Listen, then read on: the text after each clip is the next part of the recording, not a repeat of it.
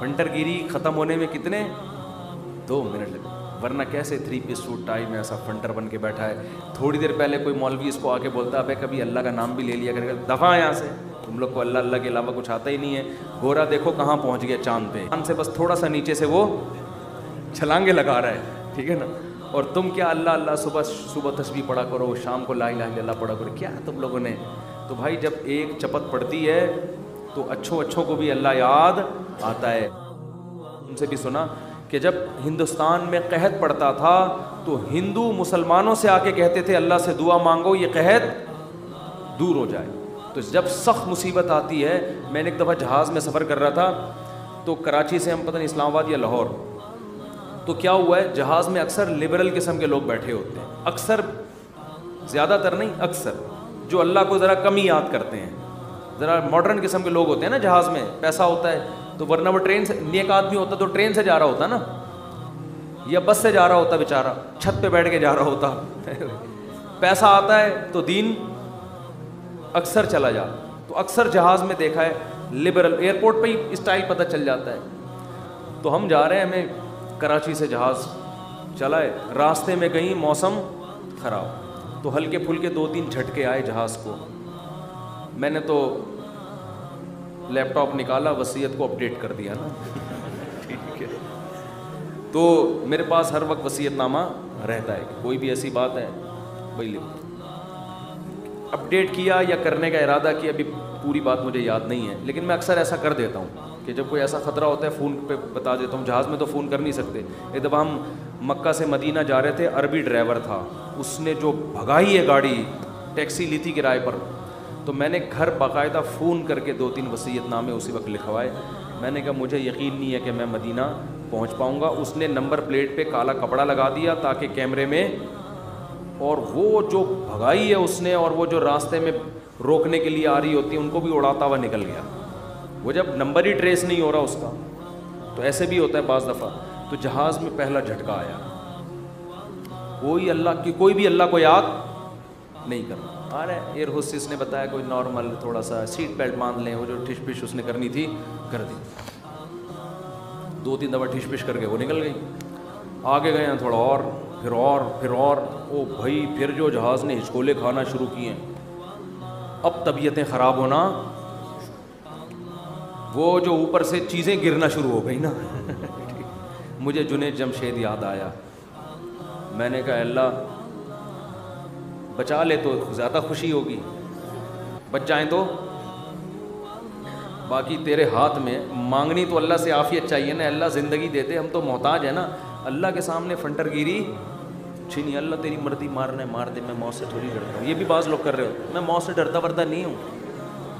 یہ نہیں اللہ کو پسند ہے. اللہ پیسہ دینا ہے دے, نہیں دینا نہیں دے. ہمارے نبی کے گھر میں 40 دن چولہا نہیں جلتا تھا, میرے گھر میں اگر 80 دن نہ جلے تو کیا ہو گیا. اللہ کو تو محتاج ہی پسند ہے بھائی, گڑ گڑاؤ, مانگو اس سے. تو میں نے بھی دعا مانگی, اللہ اس مصیبت سے ہمیں نجات دے دے. لیکن ویسے ایک آپ کو بات بتاؤں, جہاز کی موت ہوتی بہت آسان ہے, اس میں زیادہ ٹینشن لینے کی ضرورت نہیں ہے. کیونکہ ٹرین سے آدمی ٹکراتا ہے نا, پتہ نہیں کون سی کدھر سے جا کے کٹے, کون سا سر پچ کے, بس میں جائے ٹانگ پھنس گئی کھڑکی میں, بہت بھیانک موت ہے. جہاز میں ایسی موت ہوتی, میں نے تو جہازوں کے انجینئروں سے بھی دوستی ہے, پائلٹوں سے بھی, وہ کہتے ہیں جہاز میں آپ بیٹھے ہوئے ہیں, فوراً پہنچ گئے دوسرے جہان میں. وہ جو تھوڑی میں تھوڑا ہل رہا ہے اس کا تو خطرہ ہوتا ہے کہ یہ ہو کیا رہا ہے ہمارے ساتھ, لیکن جب ٹکراتا ہے نا, اللہ نہ کرے, تو یا جیسے ہی اس کی اسپیڈ کم ہوئی یا کسی سے ٹکرایا تو ہماری کھوپڑی ہمارے تن سے فوراً سے پہلے جیسے سر قلم کر دیا کسی کا, تو ایک دم مر جاتا ہے. اس لیے زیادہ ٹینشن نہ لیا کریں. تو اب وہ جب ہلنا شروع ہوا تو شروع میں تو لوگ انجوائے کر رہے ہیں بھائی, کوئی اخبار پڑھ رہا ہے, کوئی کیا کر رہا ہے, کوئی ویڈیو گیم کھیل رہا ہے, کوئی فلم دیکھ رہا ہے, جو بھی موبائل پہ لگے ہوئے ہیں. جب زیادہ ہلنا شروع ہوا ہے نا تو اللہ اللہ کی آوازیں آنا شروع. میں نے کہا اب دیکھو یہ انسان کتنا نالائق. اللہ نے اتنے جھٹکے دیے, اب بول اللہ نہیں, ابھی تک نہیں. اخبار, پب جی, یہ سب چیزیں چل رہی ہیں. وہ جب چیزیں گرنا, وہ ایئر ہوسٹس وہ جو پانی وانی لے کر آتی ہے نا, وہ بھی دھڑام سے ادھر کو نیچے. جب اتنی حالت ہوئی ہے وہ ایئر ہوسٹ سے بولی ایکچولی کچھ بھی نہیں. لوگوں کو پتا ہے کہ ان کو تو یہ سکھا کے بھیجا جاتا ہے کہ کچھ بھی ہو جائے آپ نے بولنا ہے کہ کچھ نہیں ہوا, کیونکہ ان کو تو تنخواہ اس چیز کی مل رہی ہے نا. کیونکہ اب اگر کچھ ہو یا نہ ہو آپ کے چیخنے سے ہونے والا کچھ بھی نہیں ہے. تو یہ جہاز کے عملے کو سکھایا جاتا ہے کہ چاہے تباہ بھی ہو جائے نا, کچھ بھی ہو جائے, آپ نے یہی بولنا ہے کہ ٹینشن لینے کا نہیں ہے. وہ 50-50 کی طرح بالکل کہ وہ کمنٹری کر رہا ہے سلیم اللہ بہت اچھا کھیل رہا ہے, لوگ کہہ رہے ہیں بھائی یہ کہاں کھیل رہا ہے ہاکی میں, کہہ رہے ہیں بہت, میں تو یہ بولوں گا یہ بہت اچھا کھیل رہا ہے. جو آڈینس بیٹھے ہوئے تھے تماشائی انہوں نے کہا ہم جا رہے ہیں, اس نے کہا جہنم میں جاؤ تم لوگ, لیکن یہ بہت اچھا کھیل رہا ہے. پھر پیچھے دکھایا کہ اس کے کسی نے بندوق رکھی ہوئی ہے, یہاں پہ بندوق رکھی ہوئی. تو ایئر ہوسٹس نے تو یہی بولنا ہے کہ نارمل ہے, کچھ بھی نہیں, اس کو ٹریننگ دی جاتی ہے اس کی, کیونکہ اگر لوگ چیخیں گے چلائیں گے تو پہلے ہی جہاز تباہ ہونے کا خطرہ ہے نا, پائلٹ پہ کو ٹینشن دیں گے لے جا کے.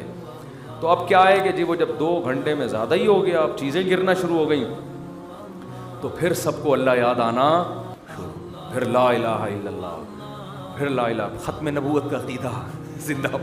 کوئی بھروسہ نہیں تھا, تحفظ ختم نبوت کے نعرے لگنا شروع ہو جاتے.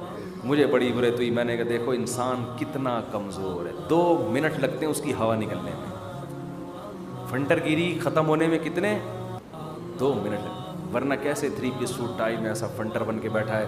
تھوڑی دیر پہلے کوئی مولوی اس کو آ کے بولتا ہے ابے کبھی اللہ کا نام بھی لے لیا کرے گا, دفعہ یہاں سے, تم لوگ کو اللہ اللہ کے علاوہ کچھ آتا ہی نہیں ہے. گورا دیکھو کہاں پہنچ گیا چاند پہ, چاند سے بس تھوڑا سا نیچے سے وہ چھلانگے لگا رہا ہے, ٹھیک ہے نا. اور تم کیا اللہ اللہ صبح تسبیح پڑھا کرو, شام کو لا الہ الا اللہ پڑھا کرو, کیا تم لوگوں نے. تو بھائی جب ایک چپت پڑتی ہے تو اچھوں کو بھی اللہ یاد آتا ہے. تو بہتر ہے کہ خوشی کی حالت میں اللہ کو یاد رکھو. تو تعلق ختم نہ کریں اللہ سے, لنک ختم نہ. اللہ کو وہ لوگ پسند نہیں ہیں جو اللہ سے تعلق ختم کر دیں. لنگڑا لولا تعلق ہو, گناہوں کے بعد توبہ والا تعلق رکھو, لیکن رکھو, تعلق ختم نہیں ہونا چاہیے. کیونکہ یاد رکھو جیسے ہم اکیلے پیدا ہوئے قبر میں بھی اکیلے ہی ہوں گے, اس وقت اللہ کے سوا کوئی بھی نہیں ہوگا. تو جس نے دنیا میں اللہ سے جتنی دوستی لگا لی قبر میں یہ دوستی کام آئے گی, اور جس نے دنیا میں اللہ سے لا نہیں لگائی, اللہ کو یاد نہیں رکھا, بیوی بچوں کے بکھیڑوں میں, دوستوں کے بکھیڑوں میں, رشتہ داروں کے بکھیڑوں میں پڑا رہا, پیسوں کے بکھیڑوں میں, تو قبر میں ان میں سے کوئی بھی کام نہیں آئے گا. قبر کی تنہائی اللہ کی یاد دور کرتی ہے, قرآن کی تلاوت, ذکر اذکار, یہ قبر کی میں روشنی کا ذریعہ بنے گی. اور اگر اللہ سے دل میں وحشت ہے, نہ مانگنے کی عادت ڈالی, یہاں مانگو گے تو وہاں بھی قبول ہوگی. اور نبی صلی اللہ علیہ وسلم نے فرمایا کہ تنگی کی حالت ہو یا خوشی کی حالت ہو, دونوں حالتوں میں اللہ سے مانگنا ہے. پریشانیوں میں اللہ سب کو یاد آتا ہے, خوشیوں میں اللہ یاد آنا مشکل. جب پریشانی ہوتی ہے ابھی تو ہندو بھی اللہ سے دعائیں مانگ رہے ہیں,